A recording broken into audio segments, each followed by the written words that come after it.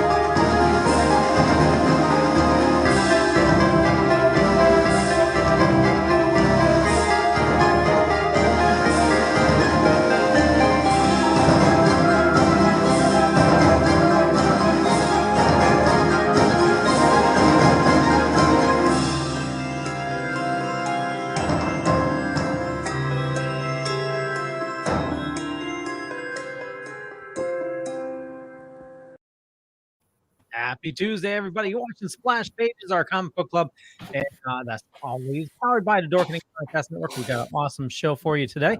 My name is Leo. I'm the monkey behind the keyboard, and as always, Velvet Joker. How's it going, my friend? It's going great. Good evening. We got a Thanksgiving week upon us, and everybody's ready to stuff their faces with mashed potatoes and stuffing and gravy. Oh, indeed. Yeah, love the gravy. Love the gravy. Drew, my friend, how's it going? I'm good. Ready to just cut the turkey, continue Rich's metaphor about Thanksgiving things, sweet potatoes, yams, marshmallows, string beans, pie, pumpkin pie, apple pie with a la mode. Has to be a la mode. It has to be a la mode. As long as those marshmallows don't come alive, right? I won't even. We're not going there yet. and as always, good evening to our Jeremy commenter, Jeremy. Thank you, sir. Nice to see you or hear you. Huzzah. And everybody else too. We have a good show for you. We're going to be talking about Thanksgiving comics. So when everyone's watching the game, the dog show, or the parade, no matter where you are, we're going to be reading or probably debating what Thanksgiving themed content we will be watching. I thoroughly cannot wait till we talk about things that we definitely watch every year for Thanksgiving. But how are you guys doing? Doing okay. Yeah. Not complaining.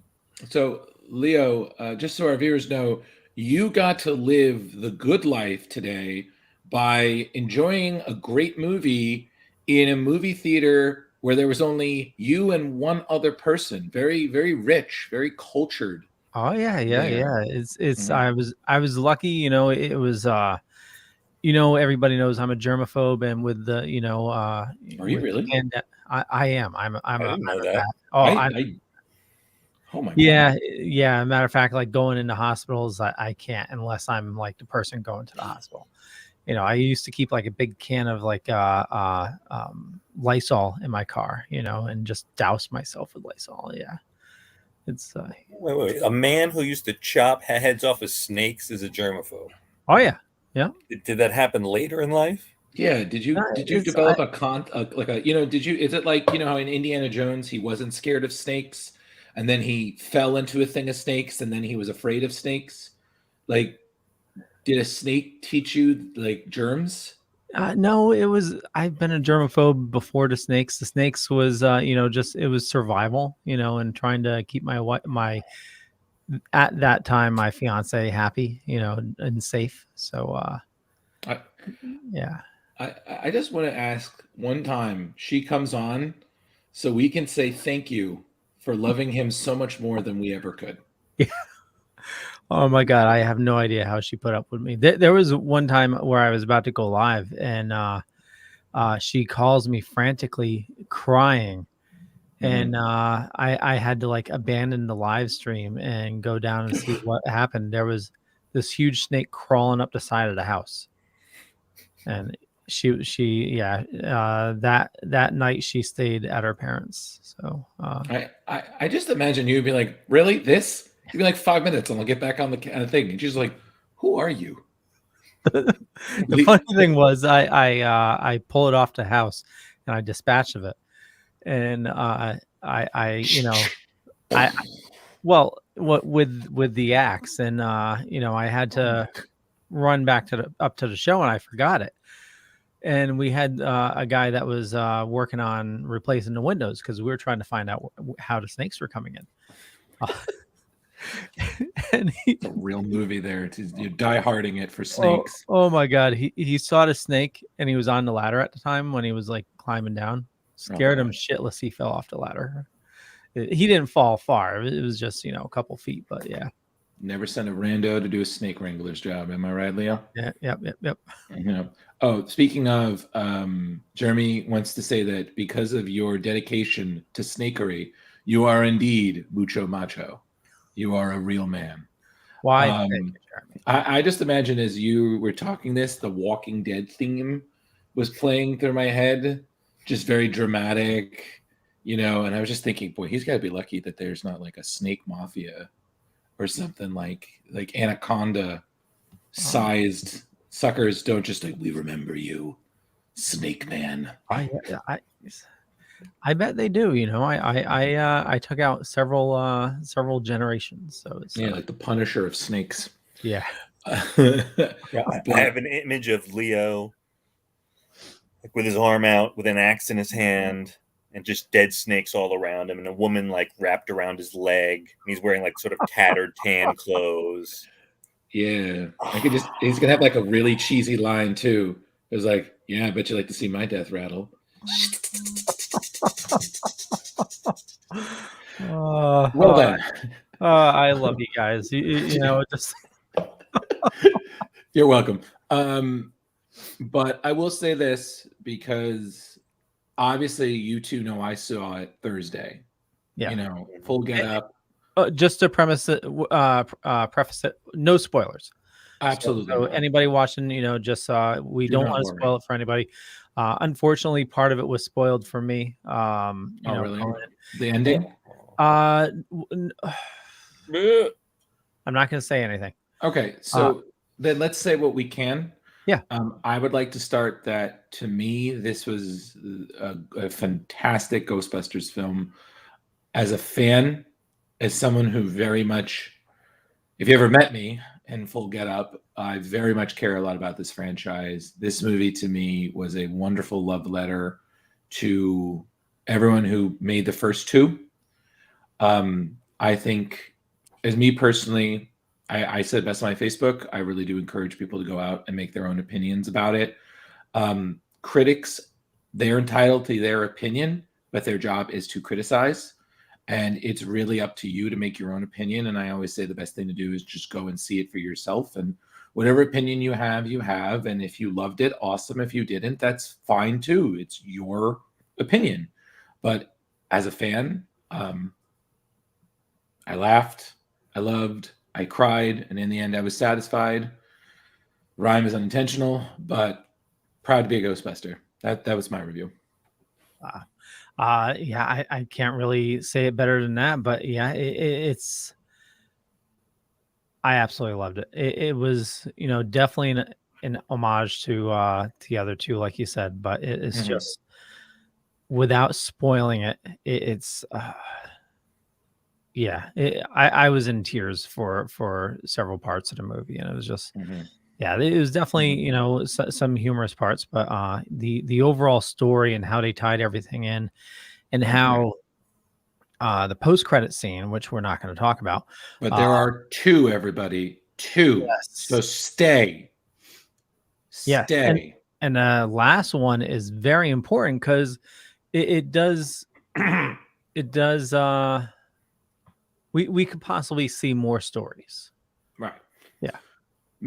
But speaking of something that all three of us has, is our our friend from the circus has finally seen one of the long-awaited MCU films he's won. I believe that would be Rich. You finally saw Shang-Chi.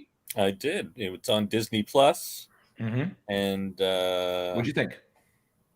I really enjoyed it. I watched it, I guess, sort of twice now.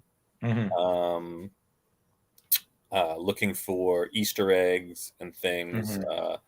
I mean, from the trailer, I told you I was excited about seeing Razor Fist, who they actually don't ever name, but we see it on his car. Yeah, and we know. Yeah, we know we exactly. But no, I thought it was cool. I was a little nervous about the retconning of Shang-Chi's father being Win Yu. AKA the Mandarin. Yes, Jeremy, I too love the Abomination and Wong. Huge fan of Wong in this thing. We got a couple of good Wong scenes. Oh yeah. Benedict Wong, in my opinion, is one of the best parts of the MCU because not only does he steal the show anytime he's in the scene, but he clearly enjoys being the character, and it shows in his performance. Because in the comics, Wong has that persona of he evolved from being what he originally was a valet and a sidekick to Stephen Strange in that era of kung fu movies and such. He evolved to being someone of just as equal footing as Doctor Strange. So his enemies don't just just your little sidekick, kind of how villains used to brush off Robin or other sidekicks. They're like, no, Wong is just as much of a threat as Stephen Strange is. And I think they definitely got that. And I got to be honest with you, every once in a while, I'm just going to want to be like, we could do that. And then just cue Hotel California. Right. And then the beautiful correction, or the beautiful way they corrected Iron Man's 3, the Mandarin. Yes. 100%. That was one of the best parts of it. And we're spoiling her at this point, right? It's been out for a long time. It's on Disney Plus. It's been guys, we can agree it's been about a month or two, right? Yeah, about 2 months. Yeah. Yeah, I'm sorry. It's okay. 2 months is more than enough time to see it. The return of Trevor Slattery. So this year, and if you missed it, I think it was Iron Man. Was it the Iron Man 3 DVD where they included 2, 3? Oh, 3. The Return of the King. Yeah. 3. Yeah, where they the Return of the King short, absolutely. Right. Which showed that the interviewer was actually there to assassinate Trevor on behalf of the 10 Rings. Right. So, that was super interesting to, because everyone was so mad that they got Ben Kingsley and his character was kind of a joke. Instead of the commanding, expecting to see this character with the 10 powerful rings. I mean, I know I was super disappointed as a fan. Right. But to bring this full circle and to make that character more interesting, and that he had, was it Norman, the little monkey with no head? Yeah. He thought it was a hallucination. And it turned out it was a real creature. Yeah, I loved it. It was and then plenty of fun. I love the classic kung fu jumping through, but with modern weapons. And I love the dragons and the monster, and it was cool. And I wasn't sure I was gonna like the rings being bracelets and them all pretty much having the same power, but perhaps that can evolve to unlocking different powers and different ones of them, hopefully in the future. Yeah. My only criticism is that I feel that while I like the actor who played Shang-Chi, I feel like sometimes he's a little bland. So I'm hoping that they give him his character develops a little bit more. But then when I'm thinking about the character, I want to say is one-dimensional, but he didn't really evolve until later because he was very much a character of the Marvel time, similar to how Iron Fist and even Luke Cage were very evident of a time in history and pop culture. But even them, they've evolved, to be different things. Also, I just want to point out, I have always been a fan of Iron Man 3. The one that I always thought was a bit overrated was Iron Man 2. To be quite honest, I felt, and again, I only saw it twice, 2 times. And I just feel that, to me, it was just trying to do too much. The villains were very, I still think there's a chance Justin Hammer could come back, and I would love to see Sam Rockwell just come back out of nowhere and rock it. I think that would be awesome. I thought it's confirmed Hammer's coming back. I think he is, but I'm just saying, I've always said, he didn't fall under what for a while was the Marvel curse, was if you're a villain, you're going to die in your movie. Yeah. But Shang-Chi, I thought definitely was good. I definitely enjoyed it. I didn't feel I needed to see it more than once, which is fine. A movie is a movie. But I liked it. I thought it did great for the genre. I was also glad Awkwafina's character wasn't what I thought it would be, which is kind of like, oh, hey, I feel like Awkwafina kind of became another Hollywood, stand-in. Oh, we need this kind of person. Let's just get her. Kind of like what Kevin Hart has become. And she really breathed some good life into the character. It was very real. She wasn't just, hi, I'm a sarcastic, plucky sidekick. She contributed. Right. Apparently, there's a deleted scene that's rather important with her in it. I did hear about that. Yeah, her and you said it was Razor Fist, the guy with the sword arm. Mm-hmm. Yes. It's those two together, and it's basically giving each other like a pep talk. She's saying she can't do it, and he's like, hey, I've seen you work, and you're better than most of the men on my crew, or something like that. So I'm sure we'll get that on Disney Plus at some point. Absolutely, but. And Drew, in response, or just another perception of where you thought that Sam Liu was a little bit flat, I thought that was sort of intentional because he was still figuring himself out, and it was a little bit of like a buddy movie with him and Awkwafina, where he was the straight man and she was the comedic partner. Oh yeah, maybe. I mean, again, this is the first time we're seeing the character, but I do think it's also funny because I think they had a meme like, oh hey, you just got cast on a Marvel movie. They're gonna have a scene where the character, usually, when it's a guy, he takes his shirt off and he is freaking ripped. And I was just like, yep, that's going to happen. You got to see. The second you get in a Marvel movie, you hit that gym like a hurricane. Have you seen his, what's the actor's name? Sam Liu, I believe. Sam Liu, yeah. He's got a good sense of humor. I want to give him that. Oh, great sense of humor. Did you see his Sam Liu cut of his fight? No. Was it funny? It's hilarious. He took the fight and then edited it where every other shot it's the shot of him being kicked in the balls. And he posted it with hashtag No Nut November. Dear God. That's pretty funny. Kevin. Yeah. That is pretty funny. Yeah. But yeah, so that was good. I also, since we're talking about movies before we get into the comics, I also want to give a special shout out. The Jurassic Park Dominion trailer came out today. It's 5 minutes. I didn't know what I was expecting. Long trailer. Yeah, but I like what I see because I think it has a great homage to the past and a nice homage to what we're going to see in this. Because again, this is following the events of Fallen Kingdom, in which we see that the dinosaurs are now out in the wild. So we're going to see more and more of them and humanity in some way trying to exist in the same world again. And as you can tell, that is going to be a fucking nightmare.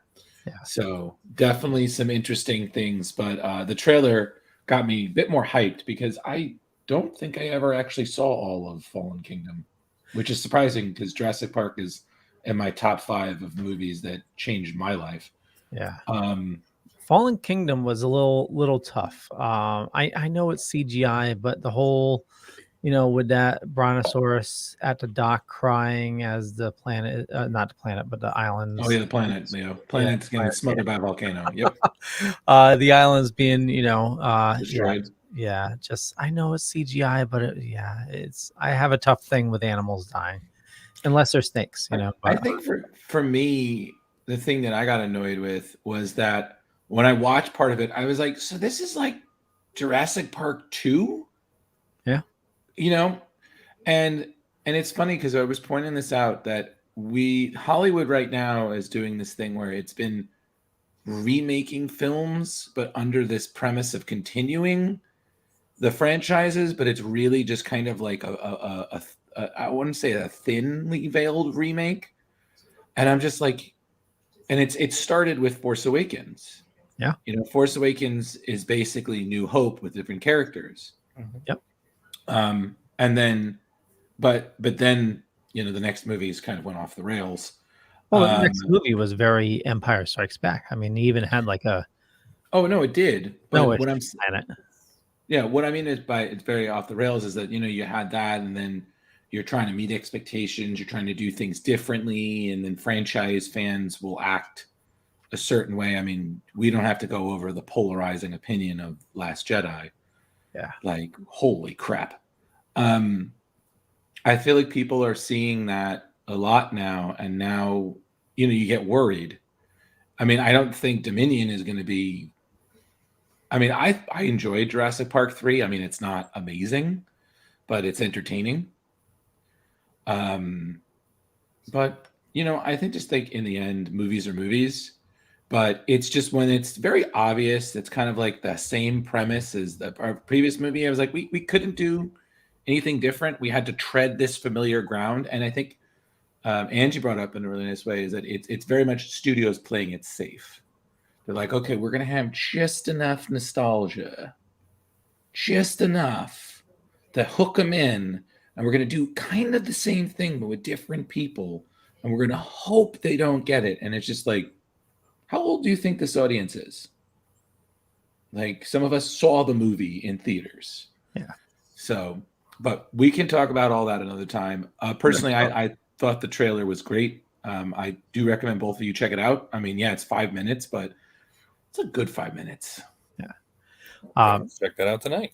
Yeah, totally. Speaking of trailers, and I have a theory about this trailer, not spoilery theory, but industry-wide theory. Okay. Did you see the new Super Pets trailer? I did not, but I've heard interesting things. It looks really good, but there is a joke in there. Superman, he has his dog, and he Crypto. he uses I-beams to flatten out his shirt. It got wrinkled, and he says, "I ironed my shirt. You can call me Iron Man." And maybe not.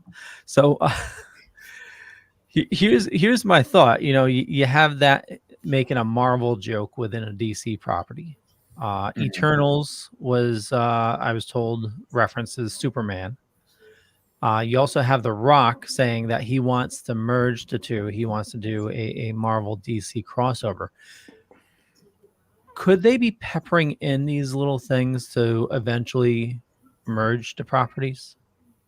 I know us comic fans would never want to see that happen, but the mouse is devouring everything, and Well, I mean, Leo, there was a time when we didn't think Fox would be merged with Disney. There was a time we didn't think Sony was ever going to give up Spider-Man. I mean, they kind of didn't still, but I think we're just realizing money will make anything possible.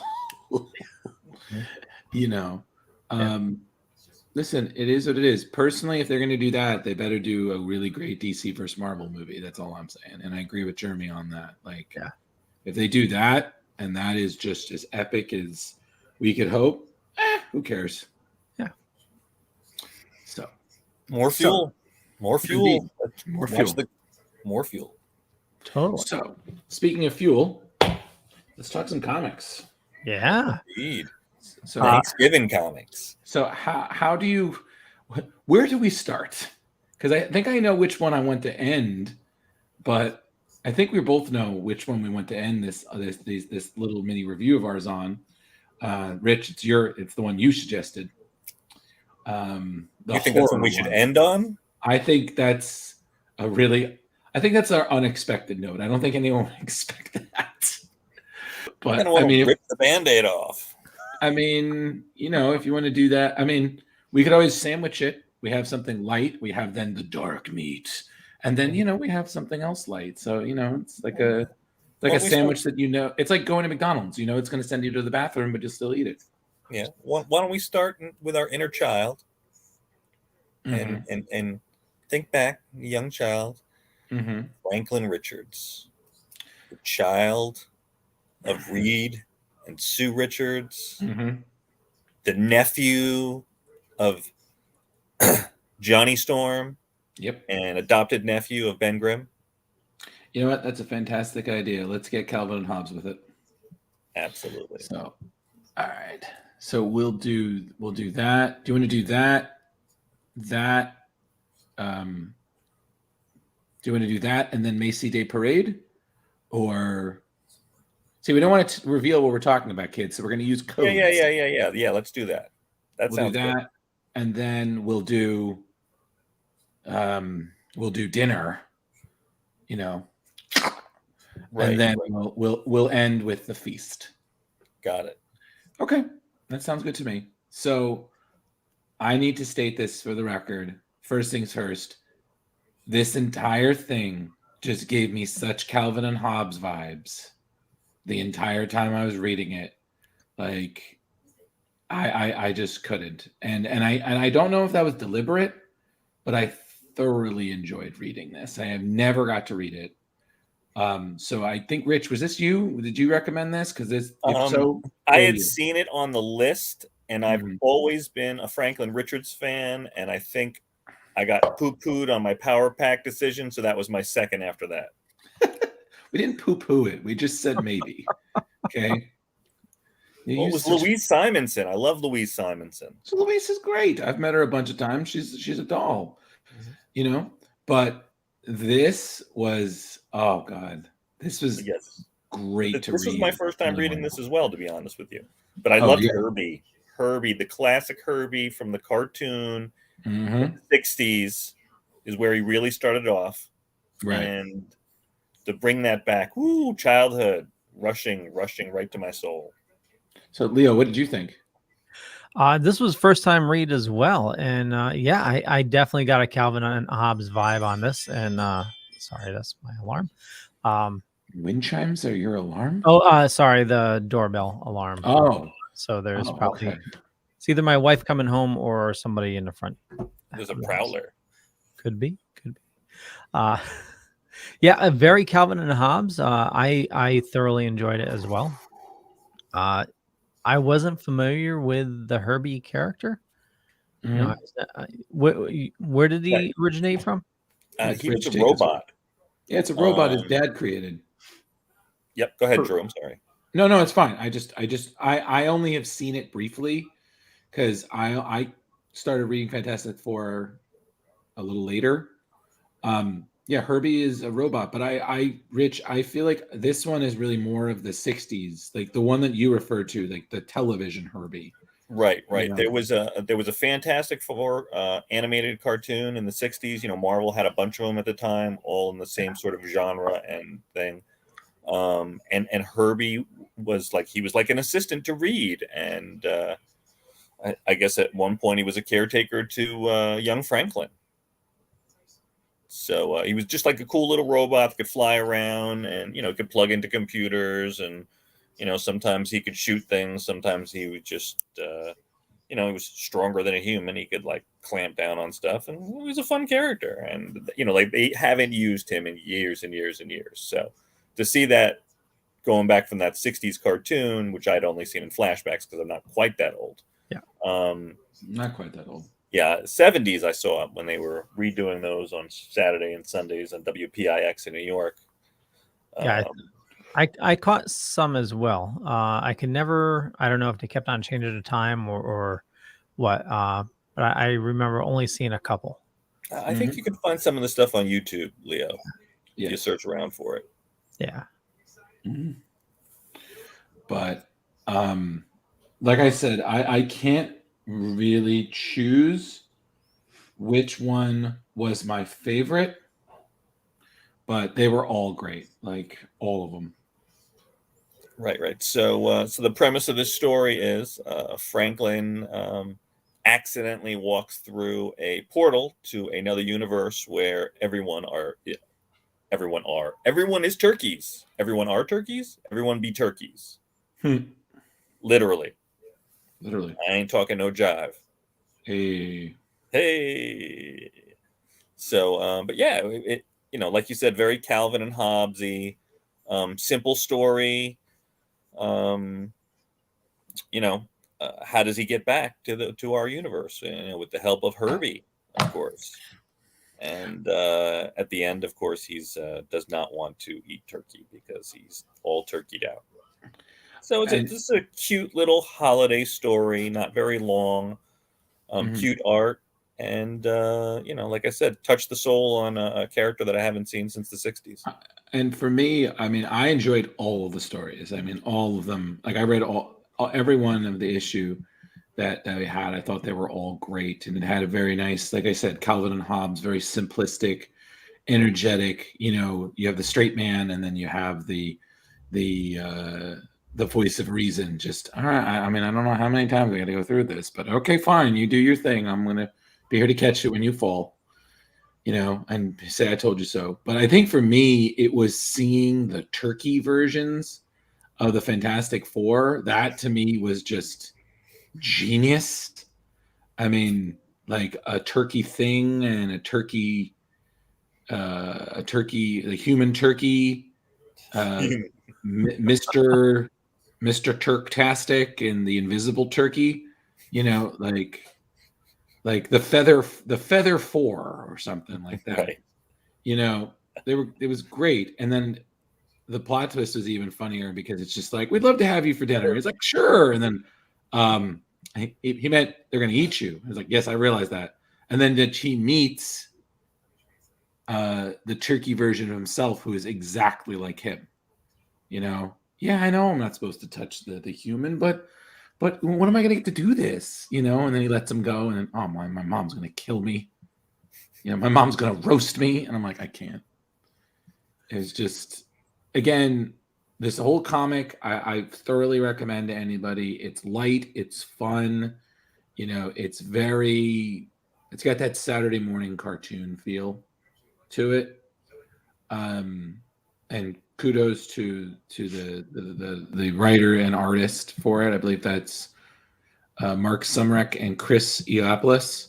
They both did a fantastic job with this, and this kind of reminded me. I don't know if you guys ever saw like the mini Marvels, Chris Caruso comics that usually sometimes end up in like big Marvel issues or sporadically in old issues, like that very simplistic but thoroughly funny style.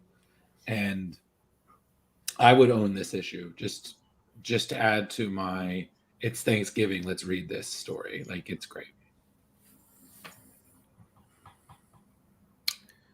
And if we had to crowbar it, I'm going to give it a straight 5. Honestly, this was wow. just perfect. To me, this is just perfect. A nice combo of story and style. It touched all the nice points. It wrapped everything up. It was just fun. And I love fun comics. So I'm giving it 5. Leo? I really enjoyed it as well. I'm going to give it a 4.5. I loved Calvin and Hobbes when I was a kid, and just it was good. It was good. All right, and I will cap off with a flat 4. Okay. It was enjoyable, but not enough bang for me. All right, it's fine. So next we'll be reviewing Daredevil 178, or as I like to call it, Why You Don't Invite Matt Murdock to Thanksgiving Day Parade. Just real quick, I made note of something. Where the hell is it? Okay, so Daredevil 178, that is titled Paperchase. This was published in January of '82. Yes. Mhm. And it's notable because Frank Miller, yes, everybody, the artist formerly known as Frank Miller, was still doing the artwork and the story for that. So you can read this and remember that, there was greatness once in this man. And if Before Frank there is was listening, I'm was sorry, bitterness. but I've read too much of your later work, and I can't Frank anymore. I can't. No, but I mean, this was also a really great read. I mean, I haven't read much of Frank Miller's Daredevil. I think the only thing I ever read was Daredevil Year One, which was essentially Batman Year One, but with Daredevil. But again, you cannot ignore Frank Miller's contribution to this character. Just even this one issue. I mean, it's just so jam-packed, but it's still very much a nice testament to how old structure allowed for multiple storylines to go on at the same point and still be wrapped up near the end. So, just real quick, a question as the non-intelligent person here. No one said that. No one said that. I'm busting. Okay, so is it normal for there to be this much killing in a Marvel comic? Yes. Oh yeah, especially in Daredevil comic. Lots of ninjas died. Lots of the hand dies. Lots of henchmen die. Oh yeah. Just Leo, there's a ton of cannon fodder in Daredevil. Like, you cannot imagine how many. Just reading on how many hand ninjas we have seen slain. And I noticed that it didn't really, like, you see the stab here. It's orange blood, and then a lot of the stabs is just you see poking through the shirt. Yeah, of course they gotta make it. They probably got to get through some sort of rating there. Yeah, well, back then we still had the comics code, so you had to. They still had murder, but there was a limited amount of what they could show. And this is also '82, Leo. So this is when comics, you start to see hints of the darkness that would then become ultimately synonymous, as Jeremy pointed out, with comics. I mean, just this is '82. In 3 years, we're going to have Watchmen, and that's going to change the game. Yeah, right. And you got to also remember. Sorry, Rich. I've just been with thought. You got to remember, Alan Moore was a contemporary of Frank Miller. I mean, I remember reading a story of them after a convention where they were just firing back stories between each other. So just imagine Alan Moore sitting across from Frank Miller, and they're just throwing Superman stories back and forth. And Alan Moore won, funny enough, by pitching the end all be all, which was Superman in Hell. And I was just like, yeah, if anybody's going to pitch that, it's going to be Alan Moore. Did that ever get written? Oh, yeah. I don't know if Alan Moore wrote it, but I definitely know that Superman has been to hell, which does not sound like something you'd ever think would be said, but DC wasn't afraid to go there eventually. So essentially, just to summarize, there are 3 stories in this one. You have one, which is an audition. Just real quick, Superman issue 666, published October 2007. There you go. Oh, there you go. Oh yeah, there was also Batman 666, which had a similar thing. That was the Batman in Bethlehem thing with Damian and deals with the devil and shit. So yeah, makes sense. So there are 3 stories in this. You have an audition, you have a blackmail case, and you have simply paying rent. So, right. And I want to add that the gravitas is not impressed here, because you don't realize what a character that Elektra is going to become in Matt Murdock's life at this point. And she's not dead at this point. And this is, again, in 82, 83, 82. So we're talking about 92, 2000, it's 40 years ago. Right. So, and the character of Elektra has evolved so much over the years. So I just felt it was important for the people that don't know that this was a pretty integral issue.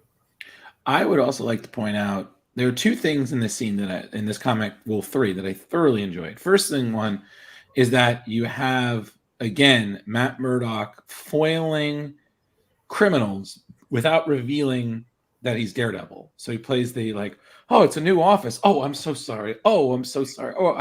I am so sorry. But no, Leo, flip back, because I have to address that one scene. Okay, yeah. I'm sorry. I have never felt more called out in my life than the scene where Foggy is meeting with Luke Cage and Danny Rand, and he is trying not to be tempted by the pizza. and just that part, where'd the last light go?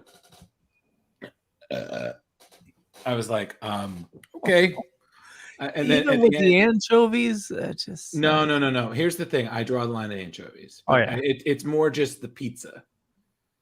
But and then later on, when he was like, yeah, man. I was like, man, I bought you another pie. I was like, that is 100% something that I would say to somebody. I said I was sorry. I bought you more slices. But now, Drew, this is a very important question. Mm-hmm. Will you go California? Will you go pineapple and ham? Never. God, no. You don't know what you're missing. Listen, Rich, you are entitled to your opinion, and I respect Absolutely. it, even if it's an abomination. Right, that's fine. Right. You can have all the pineapple on all of the pizza. And you want me? Listen, and I love a classic cheese slice from New York. Don't get me wrong. That's fine. I will stick with my. Here's the thing. I used to be just a strictly cheese pizza guy. I have evolved to Sicilian, to mushroom. All right, nice. Pepperoni isn't horrible now. I mean, I really don't like it, but it's not the end of the world. And then even the cheeseless slices, those are also delicious. I'm getting hungry now, so now I'm kind of foggying it right now. And then the other great moment was you have literally a superhero fight at the Macy's Day Parade. I was like, wow, just great. There he is, Kermit. Poor Kermit. Yep. So, and then even again, what I just enjoy is normally it is cold as hell at the Thanksgiving parade. Luke Cage is just sitting there with an unbuttoned shirt, yeah, what's going on? Are you? Yes, I am. Are you? No. You just see the difference in personality. You have Luke Cage yeah, I'm showing off. Danny Rand was like, no, go away. You can see why they're best friends. Opposites attract. Mm-hmm. But what I also enjoy is that, again, you still have the very realism. You have corrupt politicians, you have corrupt cops, you have death, murder, all this stuff, but it's still woven so well into the story. So, you're just like, well, that's Daredevil. Right. And this is a great interaction and fight. And it when it comes to when they finish, is kind of Daredevil was just kind of it felt like he was just testing Danny Rand. Oh, he totally was. And because when it was time for him that he needed to go do what he did, he just bounced. I feel again, also this to me showed Frank Miller's love of kung fu movies, because this is very much a martial arts thing. One master challenging another master to see what they got. Right. So what move do you call that? Ducking. Oh yeah, that was great. Huh? Seems to work for you. Yeah, and also, I'm sorry. The the worst payoff in history. Hi, I'm just going to give you your payment during a parade, and then a kid's like, "Oh, candy!" I was just like, "Oh my god!" Like, you've got to be the worst blackmailer in the history of the world. Mm-hmm. Like, and then the kid's like, "This is bad candy. I broke one of my teeth. One of my teeth on it." I'm like, "Oh my god, why?" It's gonna be fun retrieving that. Oh yeah. Oh boy. Who's got a Diamond in the strainer? rough, as they say. Strainer. But and even at the end with the oh yeah, let's see those checks. Yeah. Lot of paper out there. But so like I said, this was definitely entertaining. I feel like it's the only thing that detracts from it, in my opinion, is the fact that you aren't reading Daredevil. So it's just like the weight of, like, again, because we're Marvel fans, we know what's in store for Elektra. So the fact of her meeting with the Kingpin is a big freaking deal, because that's what's going to lead her to confront Daredevil originally. But if you never read that, you'd be like, okay, well, like, again, like Rich said, the gravitas of this moment would be lost. Absolutely. And I think, Drew, if you know the storyline, I'd love to get it on rotation at some point. Totally. Especially for Leo, when she's first resurrected and they bring in Stick and the White Ninjas, is such a beautiful, powerful story, Leo. And I look forward to introducing that to you. Yes. Can't wait. Yep. It's not Star Wars, but it'll do, Leo. All right. So for this, I'm going to give it a 4. Again, it's a good story. I mean, it's nice to see Frank Miller's artwork back before it got really too cartoony. Fighting at the Macy Day Parade with a bunch of superheroes that would eventually all work together. And I was like, okay, cool. So 4 for me. And Leo? Yeah. I'll give it a 3.5. It was okay. I didn't love it. But I haven't read too much Daredevil. So it's I did enjoy, him trying to keep his secret identity, secret, jumping down the elevator shaft, but some of it seemed a little goofy to me. And then, that end scene with her meeting Kingpin, that's totally lost on me because I don't know the storyline. So if I knew more, I'd probably rate it better. But for me That's right fine. now, 3.5. Okay. Rich? And I'm going to go 4.5. Okay. It's kind of a 4, but it gets the extra 25 for the gravitas and the extra quarter for just the cool interaction between Daredevil and Iron Fist. Yeah. Okay. All right. So that's that. So we've passed that course. Now 50% of our Thanksgiving reading is done. Hey. Now we're going to interrupt this lightheartedness for some very dark storytelling. We're doing the dark one? Yeah, we're going to do the dark one. Okay. No one would expect us to do the dark one. So, especially me, since we mentioned the order we were going to do it in. I know. We're switching things up. Wild card, Leo. Jeez. On the fly. Okay. Yeah. Sometimes you got to adjust with the technical doodads and spinners and stuff. It's okay. I had them all prepped anyway, so we're all good. So, first things first, it is such a pleasure to reread these old comics because this is, in my mind, such a forgotten part of comics, the old school horror comics. And just to remind yourself that this is as pivotal to the evolution of comics as Spider-Man, Superman, and all the other heroes. It's just so great. And again, for a short story, this is better than some anthology issues that you see today. Like, just fantastic. So I think, Rich, was this you again too? This was you, right? It was. I actually lobbied pretty hard for this one. Yeah. Why And I had never read it. It was just based on the description of the story. Why don't you take this one then? Well, I don't know if I should give the description of the story because that kind of ruins the twist at the end. I mean, if you want to like just summarize it without giving it away, I mean that is possible. Like it's an execution, but from a perspective that we wouldn't expect. All right, so it's yeah. All right, I might as well say what drew me in.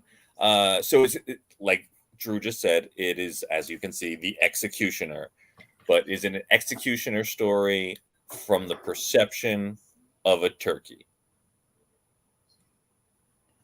Dun dun dun. I would like to point out I'm still going to eat so much turkey on Thursday, Friday, and Saturday. So this did not ruin my appetite. I just want to say that, but it was pretty interesting seeing that perspective, and you legitimately thought it was a person right until the end. And I thoroughly loved it. I mean, guys, you realize this is a 5-page story, and it is beautifully done.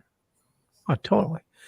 I just want to say this was written by Stan Lee, and the artist was looks like Myron Fass, and this was released March 6th, 1953. Jeez. Y'all want to talk about a throwback? Here you go. Absolutely. Yeah. But yeah, I have to concur. Horror comics of this caliber are like a forgotten art. And this was so beautiful. The writing was so perfect. And the art, even for the time, it was great art. And it was such a, I don't know, it was like the darkness and the creativeness was just, it touched me. That's all I could say. I guess that's the best way to describe it. It just touched me in a deep and profound way. And to see that you're doing this story where you think a guy is being killed, and they start off, and they circle the calendar. It's going to be on the 26th. And he's like, I'm living in a cage. My food is given to me through a hole. When I'm sleeping, rats eat the food that I don't eat.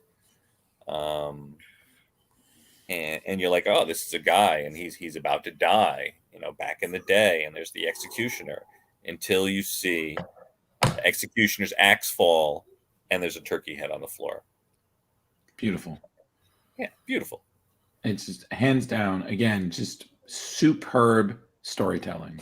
The ambiance, the narration, the twist. I mean, M. Night, stay away from this. Okay? Like, don't know. Maybe Hitchcock, but not M. Night. No, honestly, this is another great example of a short story that really puts a different twist on the holiday. And because you never really think about that. Like, what would the turkeys be thinking?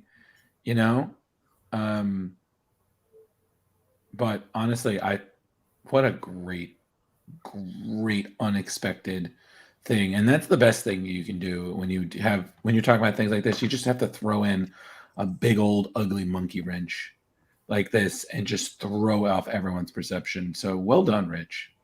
Thank you. I'm glad you enjoyed it. Now, Leo, our super positive partner in crime.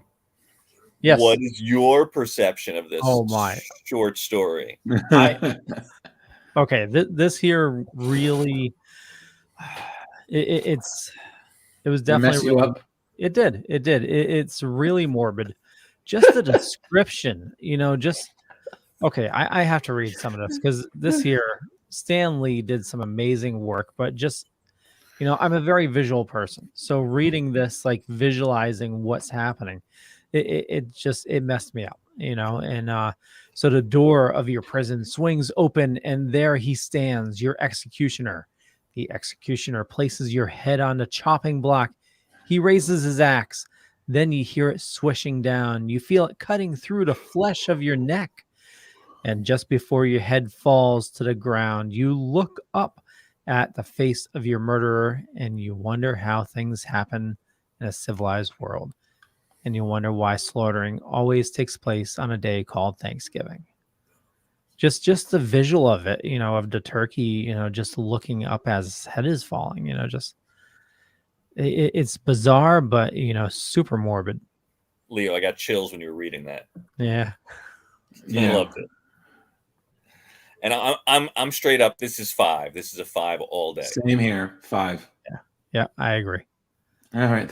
5's all around, everyone. Yeah, we rarely agree like this. This is strong. Oh yeah. And I highly, Leo, what was the name of this comic? So this is Uncanny Tales number 9. Yeah, if you guys can find this is only one story in that book, but that whole book is filled with dark, wonderful stories. I'm ready. If there's a Christmas one, well, let's ruin Leo's holidays. 2021. Well, there is a story called Rudolph's Racket, but I don't think that's Christmas. Yeah. No, that could be. It's probably about cocaine. Red noses and stuff. All right. So let's redeem some of the holiday with the last one, which was my recommendation, which somebody here, not this one, somebody here thought, oh, it's a little cliche, but I'm like, you know what? Some cliches are great. But before we get to that, I have to ask, gentlemen, do you have anything that you like to think is mandatory Thanksgiving watching material? Well, for our family, normally either the day after Thanksgiving or after Thanksgiving meal, my wife needs to watch Elf, and I normally watch that with her. Okay, interesting. Yeah. Elf, she'll watch Elf literally like about 20 times between Thanksgiving and Christmas. It's a great movie. I feel like I should tell her. Can you tell her that I actually do own a Buddy the Elf costume? I've cosplayed as that. Really? I feel like, oh yeah, I will totally dress up. Leo's gonna hire you for her next birthday party. Yeah. I will totally listen. I did the whole thing. I even had maple syrup. Oh, nice. And I did this tights and all that. It was. Yeah. I'll send you a photo, Leo, as proof. It was funny. Yeah. Rich, what about you? Well, when I was a kid, it was definitely the Macy's Day Parade. Mm-hmm. But as I've gotten older, nothing that's year after year. I think this year in our Friendsgiving, we have a friend that's been very behind the time, but still is a super Marvel. So we're actually going to end up watching the last 2 Avengers movies because he's never seen them. Nice. Nothing like as crazy as that sounds. It's all good. So you guys are all missing out because there are, in my mind, 3 essential Thanksgiving Day things that you should definitely watch. The first one. Can I guess one? Yes. Turbo Man. No, actually, okay. that to me is actually more of a Christmas movie, but I do always say that is on the list. Yeah. There are 3 Thanksgiving films that are automatically necessary. The first one is Garfield Thanksgiving, hands down. Oh, yeah. Because, you haven't lived till you've seen John literally bore a date to sleep, and then Grandma comes in and basically pulls off the Thanksgiving. When that lady pulls out a chainsaw to do the turkey, I'm done. And then on top of it, one of my favorite voice actors of all time, Lorenzo Music as Garfield, is just perfect. That man, dear God, was taken too soon. I can only imagine how much more fun he would have been. 2 is one all of you probably have watched. That would be Planes, Trains, and Automobiles. Oh, yeah. There we go. John Candy, Steve Martin, one of his favorite movies. Thanksgiving, totally themed. It's a wonderful movie. I never get tired of watching it. And I do think that was probably the least Brat Packian of the John Hughes movies, but God, it's great. Now, John Candy wasn't supposed to be in that, right? He like showed up.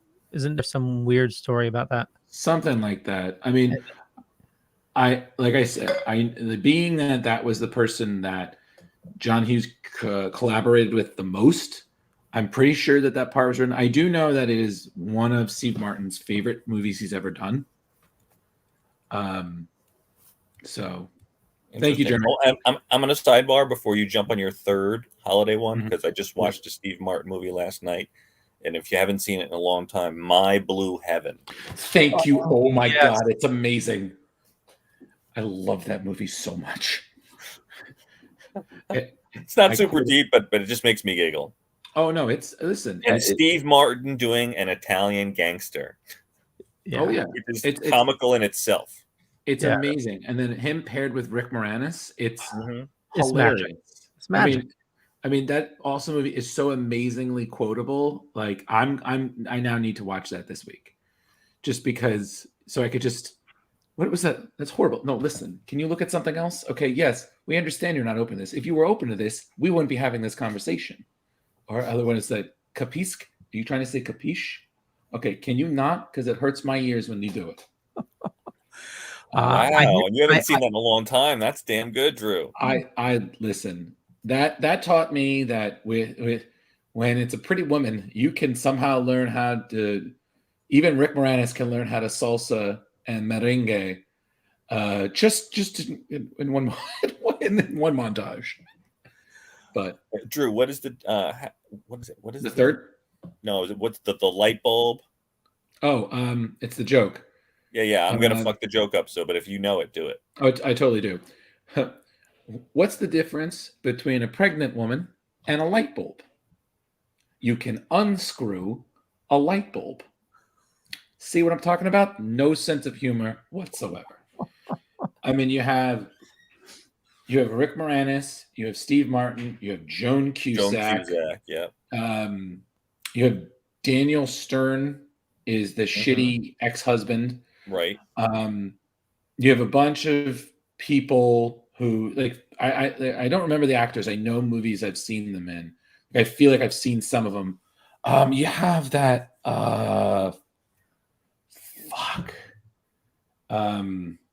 he's one of those really spectacular old men in movies. Yeah, the guy who owns the pet store. Yeah.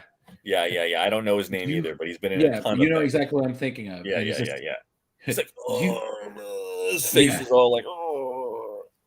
You dirty rat. I already said that. Yeah, well, I say it better. Oh, God. And I think that there's one scene in it where they're talking about, they're all witness protection guys from the mob, and they're sitting and talking about Italian food. And someone's like, I drove 45 miles to a place that I heard had good marinara sauce. And please. I was like, I can't. That is like the most Italian thing ever. Like, that is very much, I feel like that would be something on my dad's side of the family would say. Just be like, please.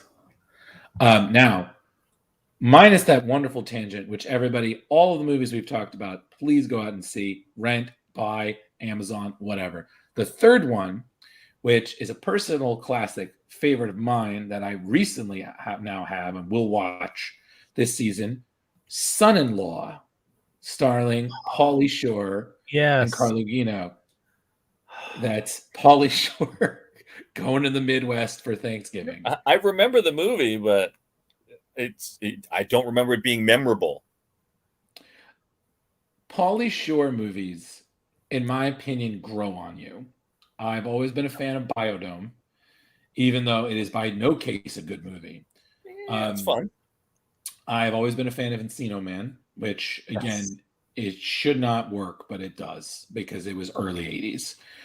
And honestly, Son-in-Law, I thoroughly enjoyed just simply because his, what's up, buddy? The wheeze. The whistle, playing the farmer, was great. And I mean, this is still the height of Pauly Shore's popularity. So, it wasn't depressing. Kind of died down after that, right? Oh, yeah. In the 90s, after I would say Jury Duty, Yeah. It started really. I don't think I even saw Jury Duty. I think the last one I saw was like in the Army now or something. Yeah, though jury duty in the Army. Those are the last two of that era, because after that it was just no thank you.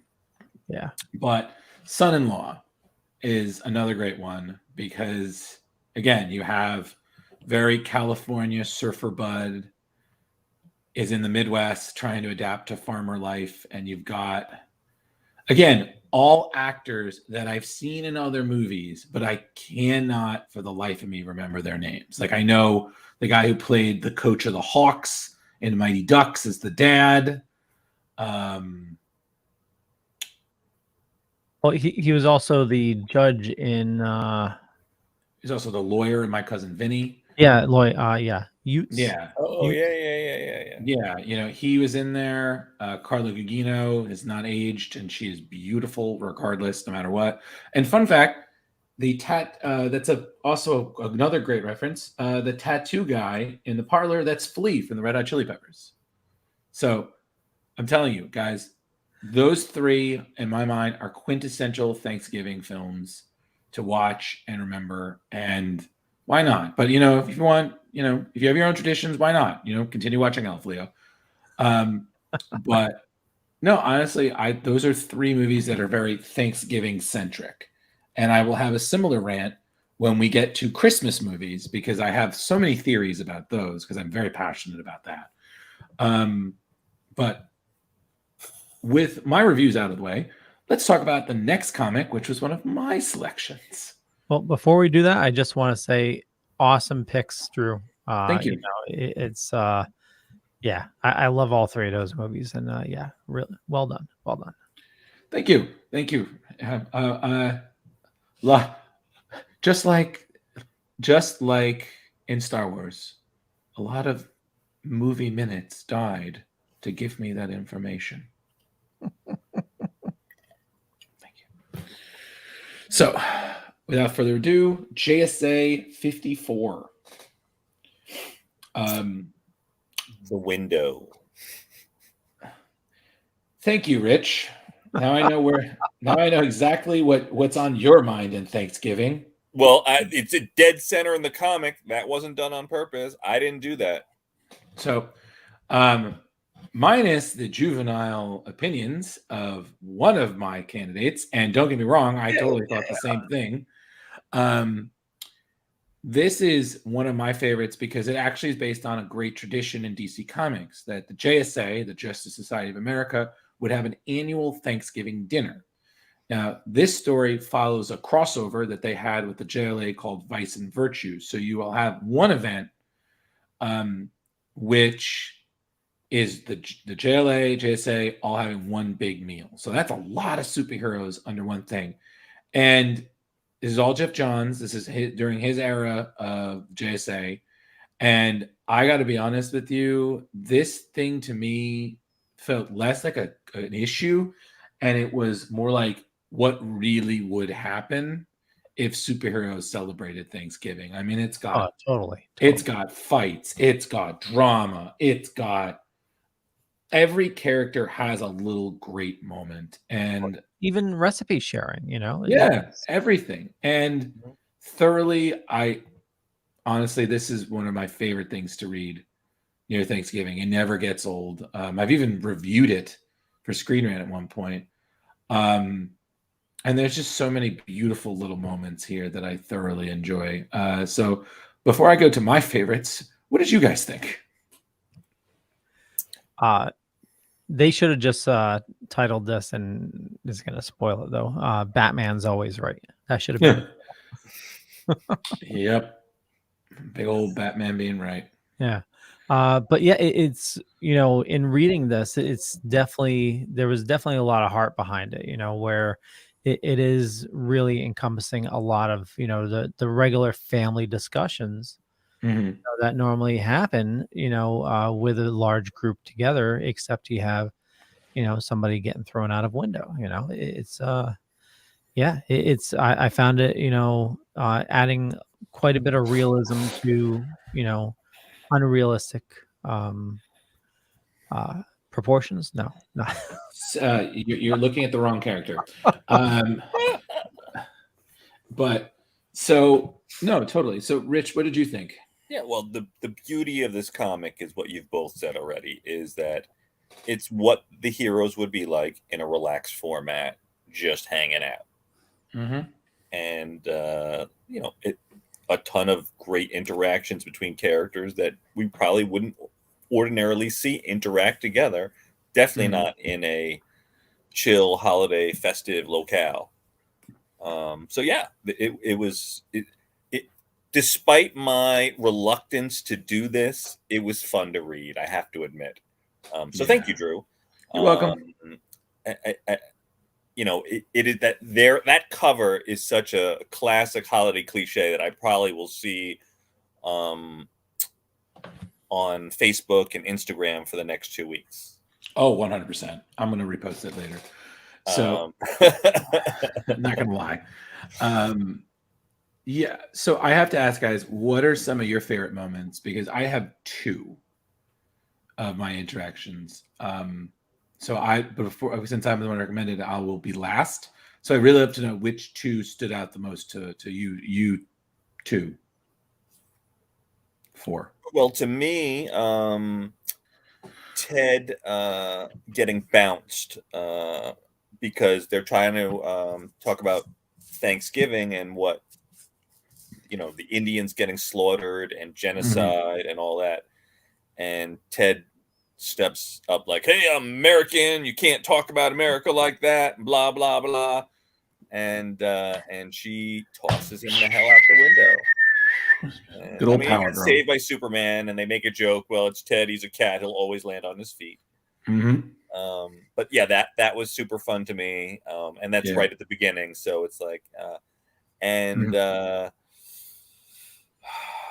I want to say it's between what we're seeing right here between Dr. Midnight and Dinah, but it could also be tied with Batman and Mr. Terrific. So it's a tough one. So I'm going to say more the emotional thing because Batman is just everyone always picks Batman. So I'm going to go with the Dinah and Dr. Midnight thing with the. I guess at some point he must have thought that something was going on with them, and she didn't really see it that way. And I think my favorite was he said it himself. He's like, yeah, I can do all these things, but relationships, no. Fuck no. That. What about you, Leo? Well, I was gonna pick the Dinah and Dr. Midnight myself, but since you did, Rich, I will definitely go with the Batman. But I just have to say the line, it's the fishnets. It's always the fishnets.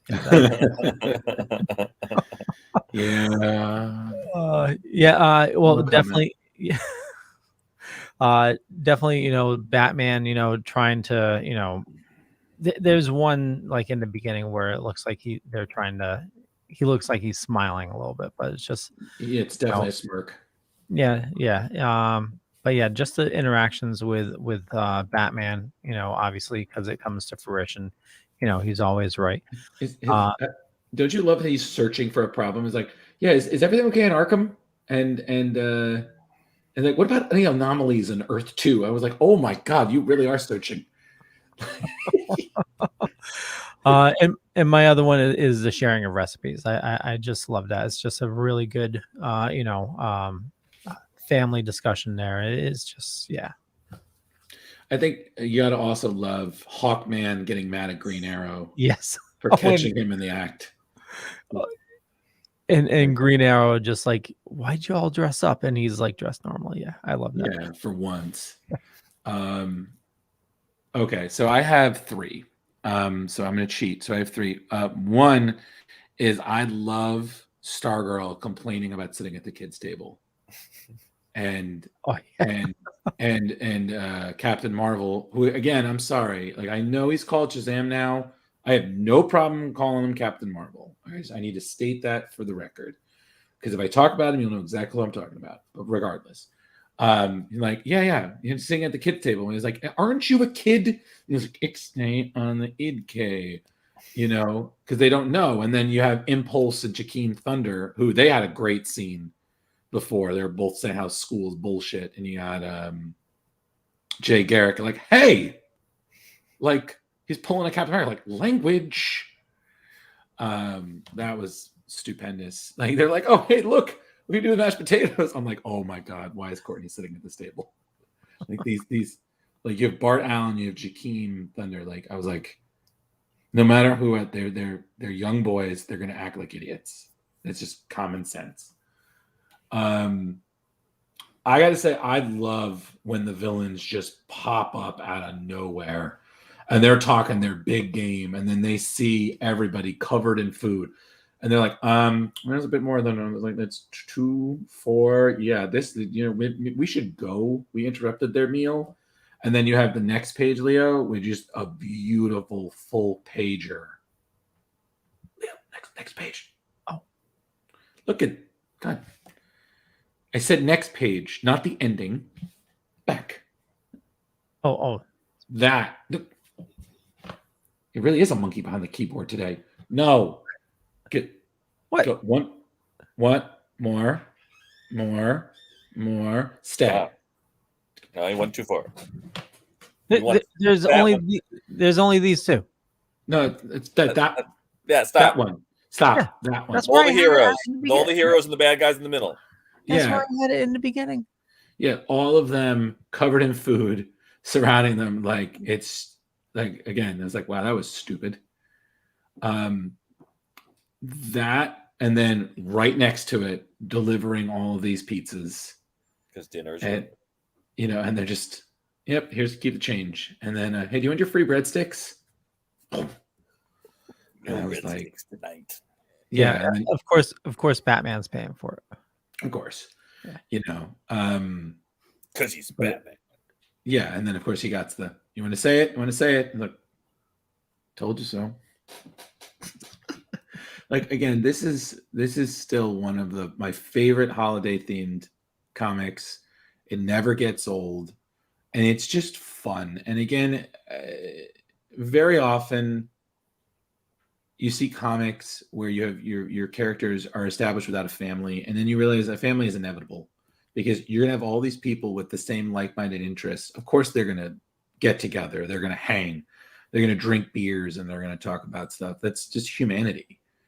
It's an inevitability. And I always liked that the JSA had that tradition, but it's still very much a human tradition. There's the drama, there's the drunk relatives, there's the fighting about politics, religion, whatever current events and whatnot. But then eventually you all sit down, you have your meal, you enjoy the good company of each other, and then you wait for someone else to say something stupid.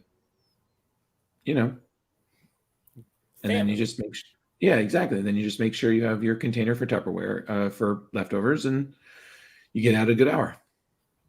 So I'm feeling very grateful today. So I'm going to give this again another 5 because I thoroughly enjoyed this, which no surprise there. So that's a 5 for me, 5 turkeys. So. And I'm going to go with a 4.33 turkeys. 4.33. Okay. I'm going to do a solid 4.5. Okay. This is pretty well liked. Yeah. So, Jeremy want to know, anybody have any dramatic family holidays? Any crazy drunk relatives? Oh, I'm gonna abstain. I've got one. But if Drew wants to go first, go ahead. No, I'm gonna abstain from mine. Okay. No. So I can do this, especially since I don't talk to this aunt anymore and haven't in many, many years. So I used to have an aunt that would, every time we would go to a family, at some point, it used to be my grandmother that cooked all the time. But at some point, she got too old and we started going to restaurants. And my aunt would drive the wait staff crazy. So at the age of 14, I think I tucked away, whether it was birthday money or something like that. I think I had like $20 in my pocket. And at the beginning of dinner, we got there, and I remember right away there wasn't good ice in her water, or the ice wasn't big enough or cold enough. It was always an issue. And so I remember running to meet the waiter when he went to get breadsticks or something like that, and I was like, take this $20. Please don't spit in our food. And he just laughed. And I said, my aunt is a horror show, and I'm really sorry, and this is money in advance, so you don't spit in our food. And that is my family holiday story. Oh, geez. You know what, Leo? I'm good. That's it. We're done. Happy Thanksgiving, everyone. Can't top that one. No, God, no. That is perfect. No, Yeah, she was the queen of all Karens before Karens existed. Listen, it's funny because I actually have an aunt who's similarly dramatic.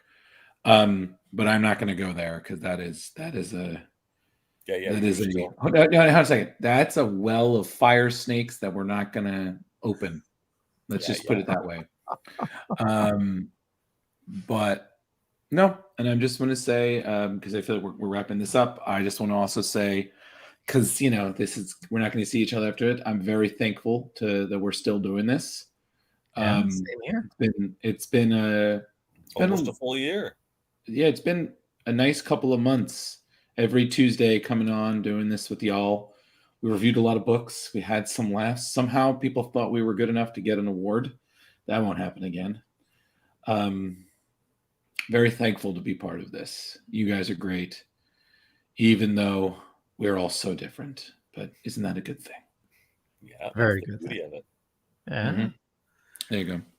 Yeah. Well said, Drew. Well said.